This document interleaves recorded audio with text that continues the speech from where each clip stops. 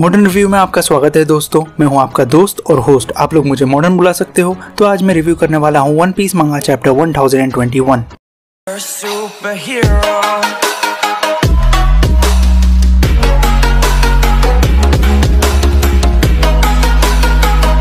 तो cover page reader request है, जहां हमें फ्रैंकी सीनियर पिंक के साथ बार में ड्रिंक पीते दिखता है और दोनों रो रहे हैं। ये कवर पेज कॉल बैक है फ्रैंकी के डायलॉग का। ड्रेसरोसा आर्क में जब फ्रैंकी ने सीनियर पिंक को डिफीट किया था तो फ्रैंकी ने कहा था कि हम जब भी मिलेंगे हम ड्रिंक जरूर शेयर करेंगे और तू मुझे उस वुमेन के बारे में बताना जिसका नाम रशियन है। ऊपर से ये कवर पेज को देखोगे तो हंसी आएंगी, बट इस कवर पेज का कॉन्टेक्स्ट जानोगे तो इमोशनल हो जाओगे। तो चैप्टर का नाम है डेमोनियो, जो एक स्पेनिश वर्ड है जिसका इंग्लिश ट्रांसलेशन है डेविल। तो ऑब्वियस है कि ये चैप्टर रॉबिन पर फोकस होगा। तो चैप्टर स्टार्ट होता है, ब्लैक मारिया कहती है कि ये बड़ा क्लोन तेरे से बहुत पावर ले रहा होगा। तो रॉबिन कहती है कि तू उसकी फिक्र मत कर, मैं वैसे भी सब जल्दी खत्म कर दूंगी। और सी सर्पेंट टेक्निक से रॉबिन ब्लैक मारिया के लिम्स को पकड़ने की कोशिश करती है, पर ब्लैक मारिया अटैक करती है रॉबिन के एक क्लोन हाथ पर और उसका इफेक्ट रॉबिन के एक्चुअल हाथ पर दिखता है। तो ब्लैक मारिया समझ गई है कि ये क्लोन बॉडी रॉबिन की एक्चुअल बॉडी से कनेक्टेड है, इसे डैमेज करूंगी तो उसकी रियल बॉडी को डैमेज मिलेगा। प्लस अब बड़े साइज के वजह से रॉबिन के लिम्स इजी टारगेट बन चुके हैं। फिर ब्लैक मारिया अपने नेट से क्लोन के सारे लिम्स पकड़ लेती है और कहती है कि मैं मार्शल आर्टिस्ट हूँ दिल से और मुझे होल्ड बैक भी करने की जरूरत नहीं क्योंकि हम दोनों औरत है। और ब्लैक मारिया ब्रास नकल पहनकर रॉबिन के क्लोन बॉडी के फेस पर नॉन स्टॉप पंच मारती है, जैसे उसने सांजी के साथ किया था वैसे ही। सांजी जब मार खा रहा था ब्लैक मारिया से मुझे इतना बुरा नहीं लगा, पर अब वही पंचेस जब मैं रॉबिन पे पड़ते देख रहा हूँ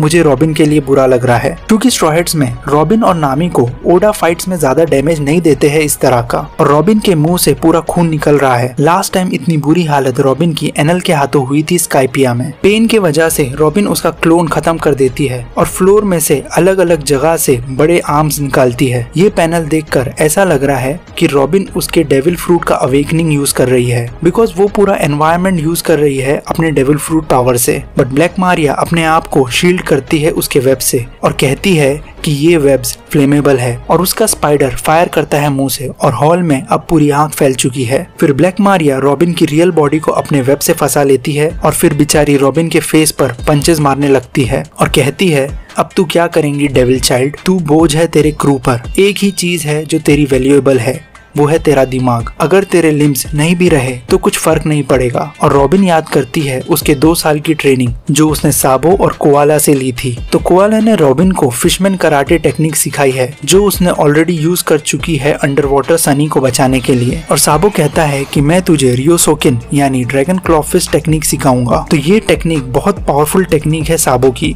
और यूजुअली हमने साबो को ऑर्नामेंट हाकी के साथ इस टेक्निक को यूज करते देखा है, बट ये टेक्निक विदाउट ऑर्नामेंट हाकी भी यूज कर सकते हैं। फिर रॉबिन फिशमैन कराटे जाइगेंटियम टेक्निक से सीलिंग पर मारती है। तो ब्लैक मारिया कहती है तूने मिस कर दिया मुझे, बट एक्चुअल में रॉबिन को सीलिंग तोड़नी थी और सीलिंग टूट के नीचे गिरती है और ब्लैक मारिया की फायर को बुझा देती है। फिर out of nowhere black Maria के सामने डेविल खड़ी है। रॉबिन ने अपने आप को डेविल में ट्रांसफॉर्म कर दी है। वो पूरी ड्रैकुला लग रही है मुझे और उसका फेस पूरा प्री टाइम स्किप रॉबिन के जैसा है, जो देखकर मुझे अच्छा लगा। पर रॉबिन का ट्रांसफॉर्मेशन बहुत ही एपिक है, स्कैरी है। उसप और चॉपर रॉबिन को ऐसा देखेंगे तो अपनी पैंट गीली कर देंगे, इतनी स्कैरी दिख रही है वो। और रॉबिन कहती है कि मैं अपनों की मदद करने के लिए डेविल भी बन सकती हूँ। और रॉबिन फिर ब्लैक मारिया को बच्चे जैसा उठाकर उसके लिम्स और गर्दन को लॉक में फंसा देती है और रॉबिन ग्रैंड जकूजी क्लच से ब्लैक मारिया की गर्दन तोड़ देती है। ब्लैक मारिया के मुंह से खून निकलता है,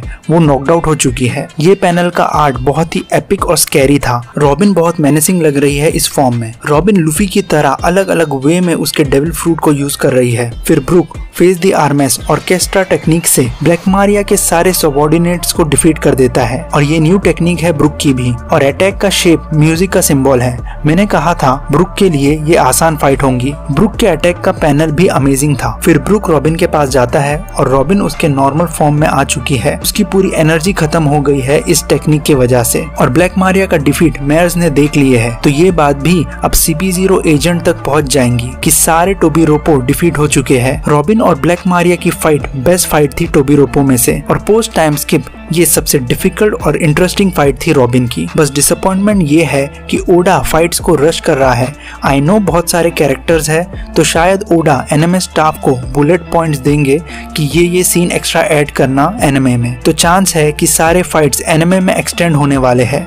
बाय द वे दोस्तों, अगर आप ये वीडियो एंजॉय कर रहे हो तो सब्सक्राइब करना ना भूलना। और मैंने कहा था कि रॉबिन अपनी पूरी बॉडी को जायंट बनाकर टाइटन बन जाएंगी, बट ओडा ने फिर हमें शॉक कर दिया और रॉबिन को टाइटन नहीं बल्कि एक्चुअल जायंट डेविल में ट्रांसफॉर्म कर दिया है। अब मुझे क्वेश्चन ये है कि मैंने कहा था कि अगर रॉबिन ऑर्नामेंट हाकी सीख लेती है तो वो बेसिकली फीमेल टाइटन बनेंगी। अब कंफर्म तो नहीं है कि रॉबिन के पास ऑर्नामेंट हाकी है या नहीं, बट ओडा ने इस चैप्टर में हमें 2 हिंट दे दिया है कि रॉबिन के पास ऑर्नामेंट हाकी हो सकती है। फर्स्ट ये कि साबो ने रॉबिन को रियोसोकिन टेक्निक सिखाया है, और मैंने कहा ना ये टेक्निक विदाउट ऑर्नामेंट हाकी भी यूज कर सकते हैं। पर जब साबो रॉबिन को रियोसोकिन टेक्निक सिखा ही रहा है तो सेंस बनता है कि उसने रॉबिन को ऑर्नामेंट हाकी भी यूज करना सिखाया होगा। और दूसरा हिंट ये है कि जब रॉबिन डेविल में ट्रांसफॉर्म हुई उसकी पूरी बॉडी ब्लैक हो गई, तो शायद ये ऑर्नामेंट हाकी के वजह से हुआ है। तो अब क्वेश्चन आता है कि रॉबिन ने अब तक ऑर्नामेंट हाकी क्यों यूज नहीं की।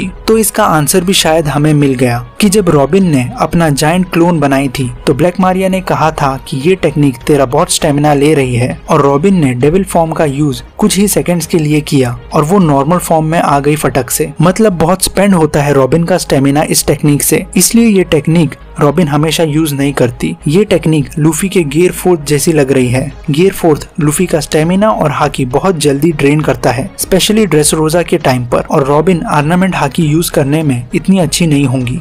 और हमें पता है ऑर्नामेंट हाकी भी स्टेमिना बहुत ड्रेन करता है, तो शायद अभी तक वो ऑर्नामेंट हाकी सिर्फ इसी डेविल फॉर्म में यूज कर सकती है ताकि उसे स्ट्रॉन्ग डिफेंस और अटैक मिले। तो ये devil form plus ornament hockey से रॉबिन का स्टेमिना पूरा खत्म हो जाता है, इसलिए वो ये फॉर्म को कुछ मोमेंट्स के लिए ही यूज कर सकती है। और रॉबिन के पास शायद इतना स्टेमिना नहीं है कि ऑर्नामेंट हाकी को ज्यादा यूज कर सके, तो शायद उसने ये डिसाइड की होंगी कि वो ऑर्नामेंट हाकी ये डेविल फॉर्म में ही यूज करेंगी, और ये फॉर्म वो सिर्फ एक्सट्रीम मूवमेंट्स में ही यूज करेंगी। इसलिए ही उसने ऑर्नामेंट हाकी और ये डेविल फॉर्म कभी यूज नहीं की। ये लास्ट रिसोर्ट टेक्निक थी रॉबिन की, ऐसा मुझे लगता है। फिर सीन शिफ्ट होता है टोगागे पोर्ट पर। मैंने लास्ट रिव्यू में कहा था कि कैरेबू मीट स्टोर करेगा लूफी के लिए ओनिगाशिमा या फ्लावर कैपिटल से, पर ऐसा नहीं हुआ। बट ये सच हुआ कि कैरेबू ने लूफी की मदद की खाना लाके देने में। कैरेबू ने अपनी बॉडी में पहले से मंथली राशन भर के रखा था और उसने वो लूफी को दे दिया है। अब लॉ के क्रू लूफी से पूछते हैं लॉ और बेपो के बारे में, और लूफी खाते खाते बोलना चालू करता है और किसी को कुछ समझ नहीं रहा कि लूफी क्या बोल रहा है। फिर शिनोबू कहती है मोमोनोसके को कि अगर मैं ये करूंगी तो आप फिर से नॉर्मल नहीं हो सकते, आपका दिल और दिमाग बच्चे का ही रहेगा। फिर मोमोनोसके कहता है मुझे फर्क नहीं पड़ता, प्लीज मेरी हेल्प कर